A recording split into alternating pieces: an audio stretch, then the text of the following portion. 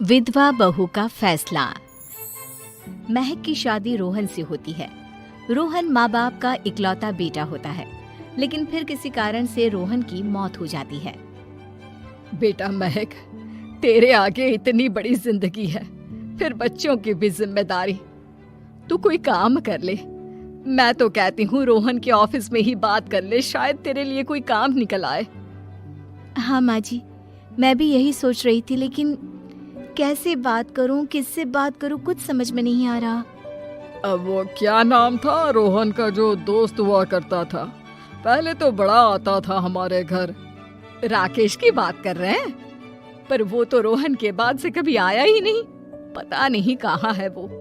आया था, एक नहीं कई बार आया था, लेकिन मैंने बाहर से ही भेज दिया। घर के अंदर झांकता रहता था, मुझे ठीक नहीं लगा। अरे आपको तो पता नहीं क्या ठीक लगता है और क्या नहीं। उसका नंबर है मेरे पास, मैं आज ही फोन करती हूँ।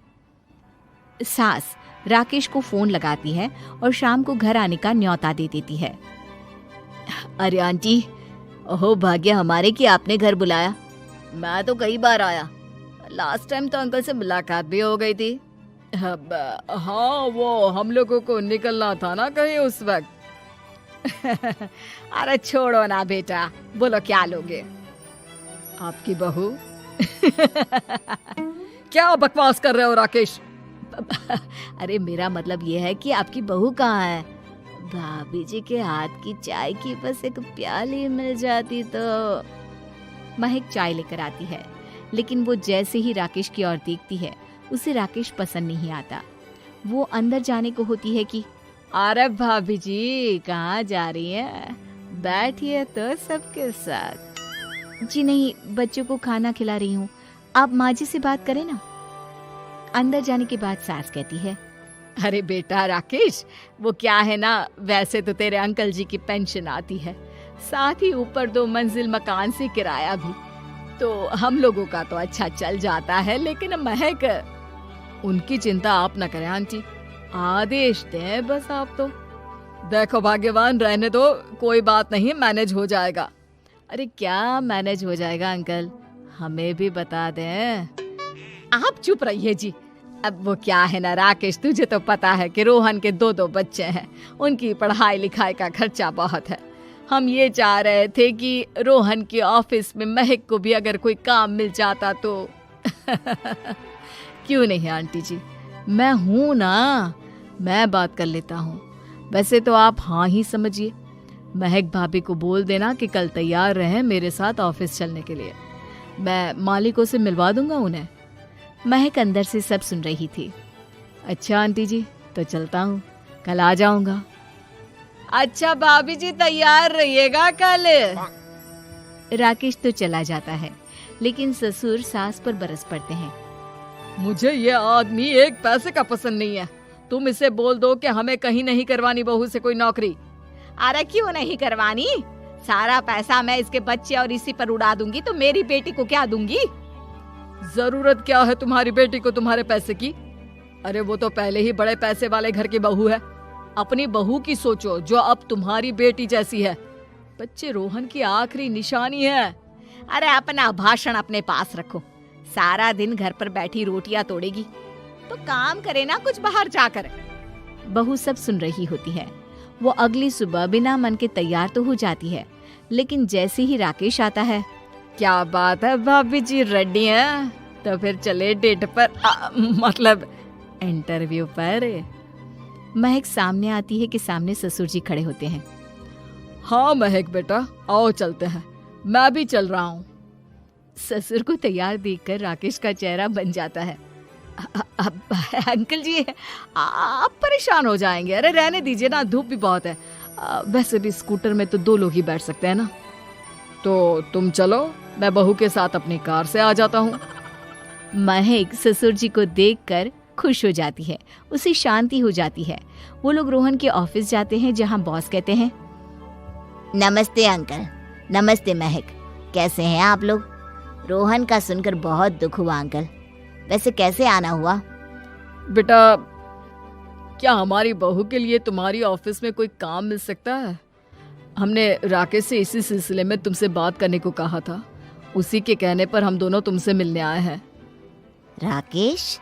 राकेश ने तो कोई बात नहीं की, ऊपर से उसने तो आज की छुट्टी ले रखी है, ऑफिस भी नहीं आया।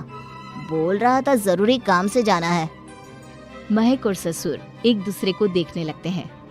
वैसे महक, क्या किया है आपने? इंग्लिश कैसी है आपकी?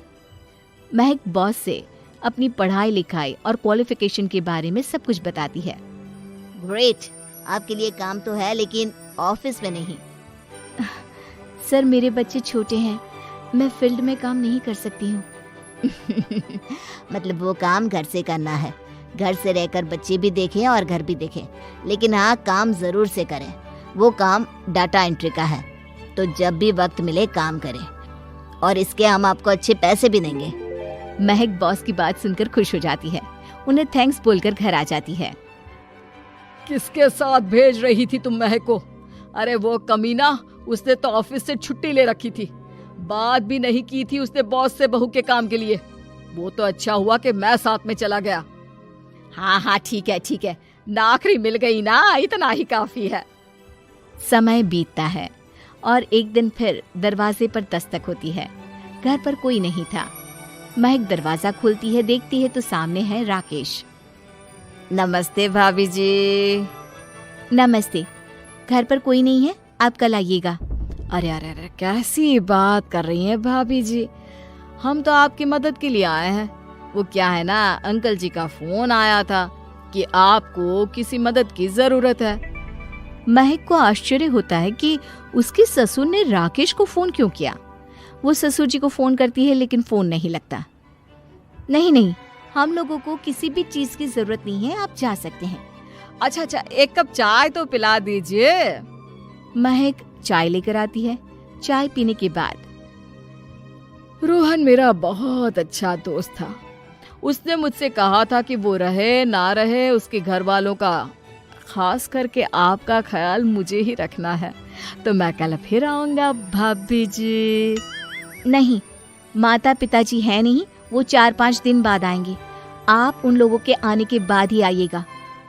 मुझे ये सब ठीक नहीं लगता। अरे छोड़िए ना भाभी जी, लोगों का तो काम है कहना। मेरा मतलब है वो तो बोलते ही रहेंगे। आता हूँ मैं कल। महक को अब गुस्सा आ जाता है।